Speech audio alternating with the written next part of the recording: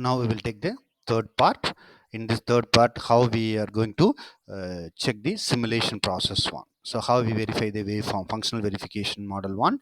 So after the synthesis part, then we will go and check that simulation one. Simulation, so in a top design view we have the implementation and simulation one. So select the simulation one.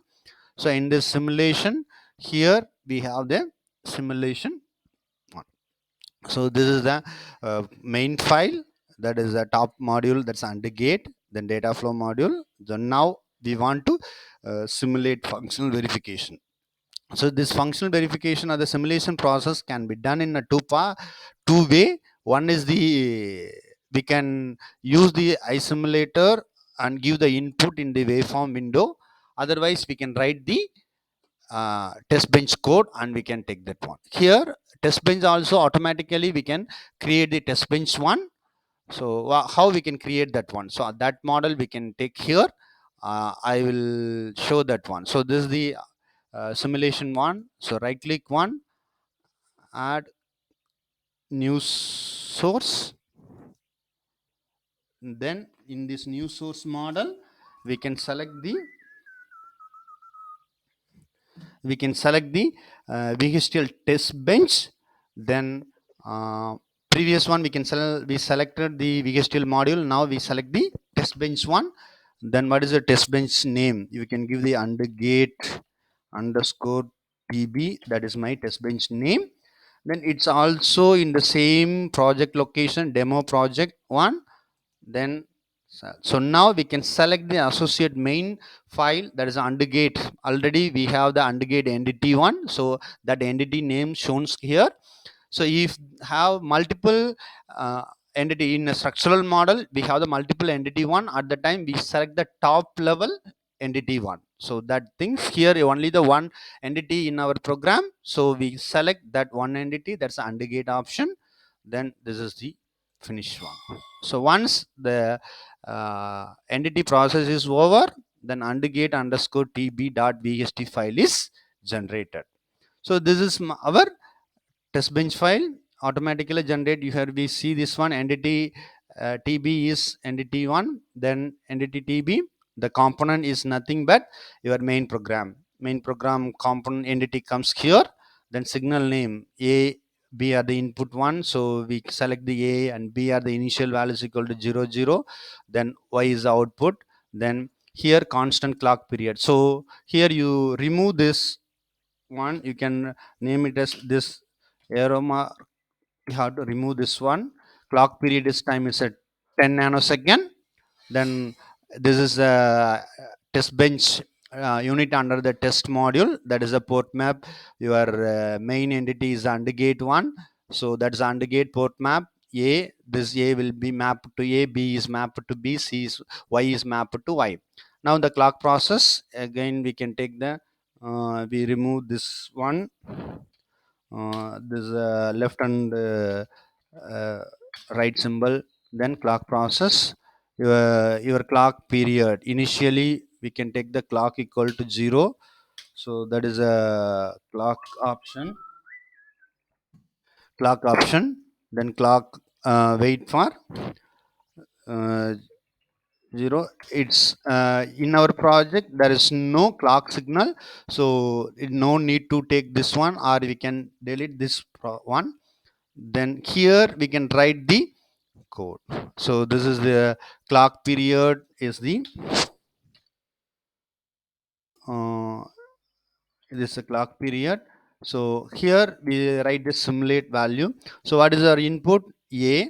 So a is 0, initially a is 0. We can take the a is 0 value. Then we take the b is the another input, so b.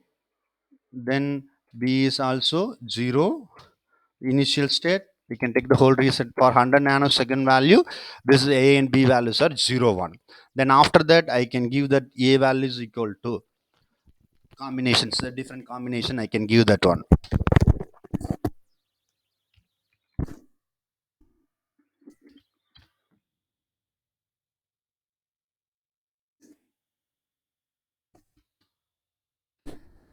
combination, I can give the A and B 0 1 combination, then wait for 100 nanosecond.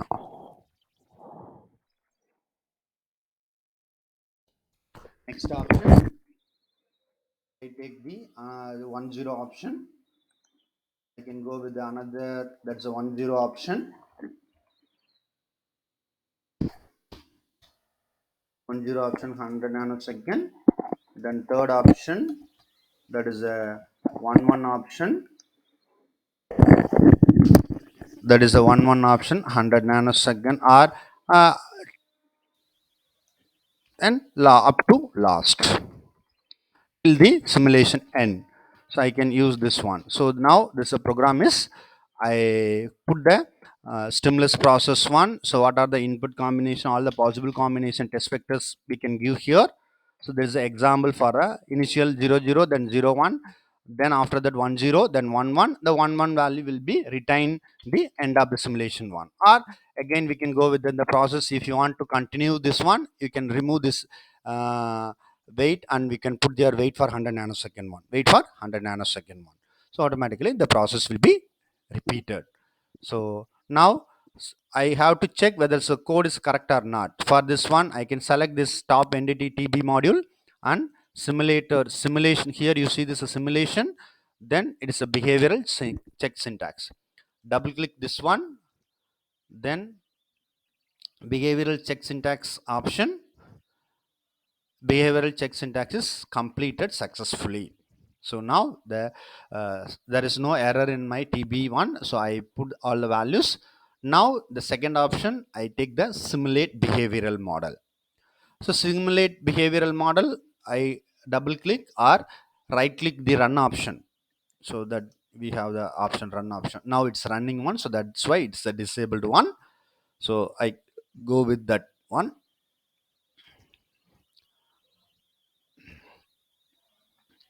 Once the behavioral model is on, the simulate behavior model completed successfully. Now the waveform window will be opened. Simulator waveform window will be opened. Okay. Okay, no issue. Please be wait. So this is my our waveform window. So now here you see this up to 1 microsecond. Your process is 1000 picos. That is up to 1 microsecond. The data is and one. Okay. Now here we want to check that one all the data is correct or not. It shows only the 1 1 1 value. A and B are the 1 1. So here we have the zoom to full view. So entire simulation view it shows here. So this is the simulation view.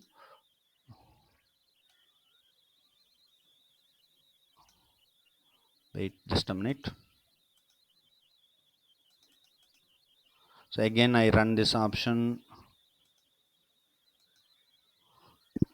the value, reload this process.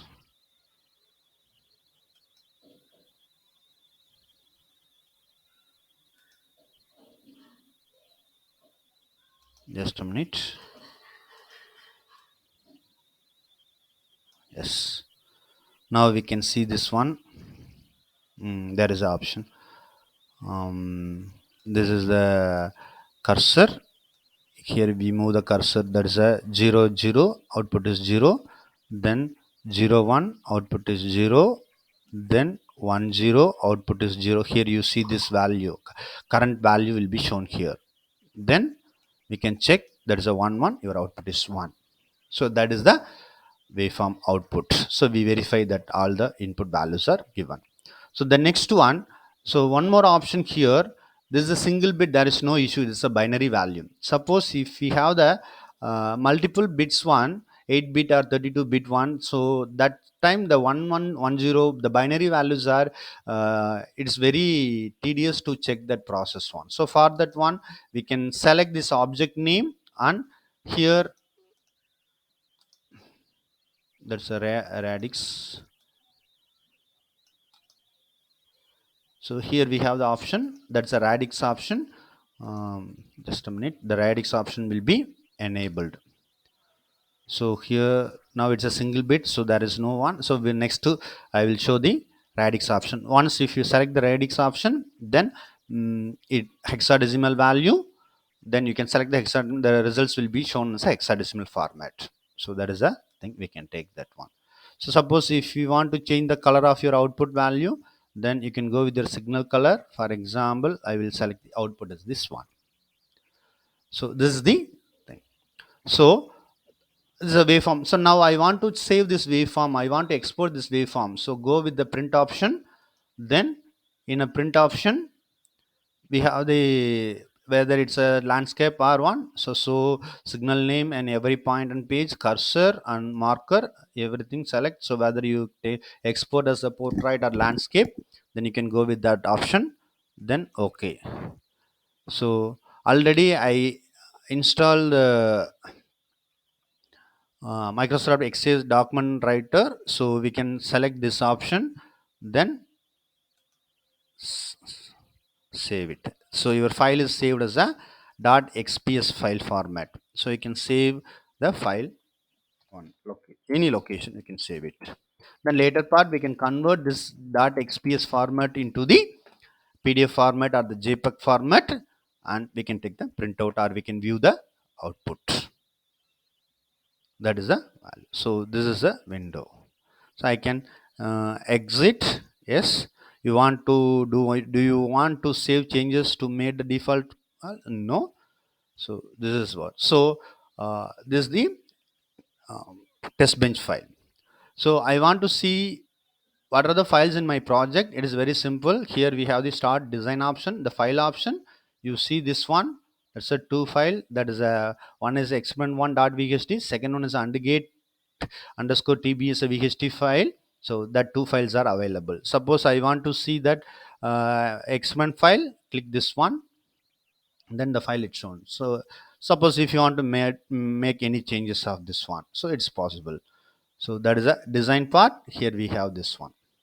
So now I will show the how the uh, results will be shown in the technology view or RTL view. So the synthesis part, select the implementation one, select the table, then you can select this synthesis. After below this one we have the RTL schematic.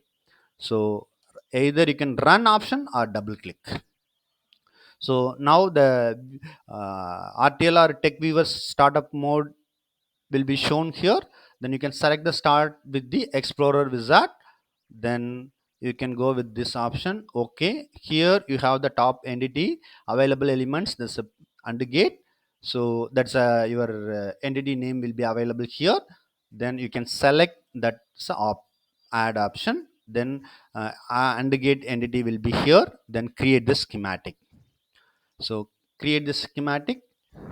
So now this is a schematic model one. Here you can click, double click, then this is your RTL view of your code. So RTL view.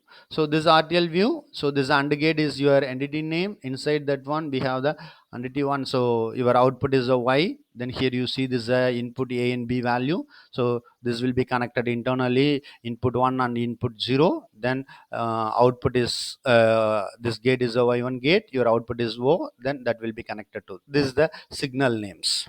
This is the signal. This is a signal. This is your gate one. Okay, so that is one. So now I want to save this one. Again I go this option and print option. Here this is my print option. This is a Microsoft XPS document writer. Or suppose if already a PDF save option is installed in your machine, then it shows here. Then we can select that one. So here it is not installed one, so it shows the XPS document writer format. So I can select that one. I can go with. So what is the page model?